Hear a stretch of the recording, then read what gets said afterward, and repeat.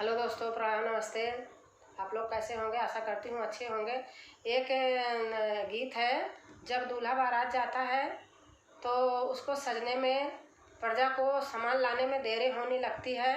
तो उसको क्या होता है कि वो द्वार चार जब होता है, अपने ससुराल पहुँचता है तो 3:30 बज जाता है रात। तो उसी के ऊपर एक गाना है कि जब सामान सही समय पे आ गया होता तो दूल्हा सही समय पर आता, वहाँ लड़ाई दंगे होने लगते हैं। तो वही ये गाना है, प्रजा के ऊपर सारी गाना है। आप लोग सुन करके नाराज मत होना, ये हंसी मजाक का गीत है।